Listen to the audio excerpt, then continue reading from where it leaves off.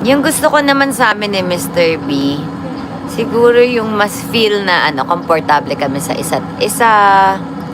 Parang home. Home! 'Di ba? Komportable. Para kang may best friend. So yun yung gusto ko. Hindi ganun kakilig eh. Mas homey, mas family, mas ganun yung nararamdaman ko kaysa kilig. Parang hindi gaano sa kilig. Parang iba. Oo, mas may peace. Safe place. Yan. Mga tama. Sige pa, sabihin niyo pa. Home, safe place, kalmado. Hindi ako, wala masyado akong kilig eh. Mas komportable. Masaya. Masaya na yan, guys. Yan na yun. Todo ko na yan. Mas chill, walang nagmamadali, walang nampe-pressure, basta lahat masaya, lahat magaan lahat. Walang nagpapabigat. Wow! Kaya yung kilig na sinasabi nyo, parang hindi talaga eh. Mas more on masaya, happy. Hindi kilig eh, ewan ko.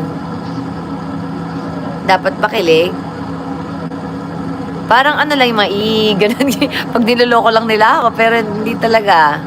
Mas masaya. Parang, magkaiba ba yung masaya sa kilig? Parang, hindi kilig eh. Ayoko naman gumawa-gawa.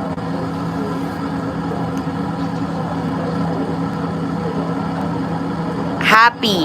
Mas happy kaysa kilig.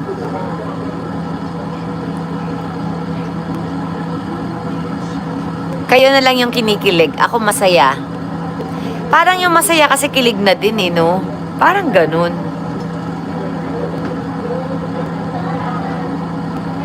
Mabait ba si Mr. B?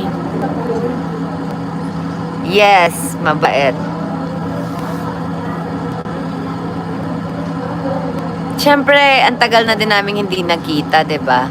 Marami na ding nagbago sa amin. Marami nang nagbago sa amin and gusto ko yung nabuong pagkatao sa kanya ngayon. Wow! Hindi pala siya tao dati. I mean, kung sino siya ngayon, 'di ba?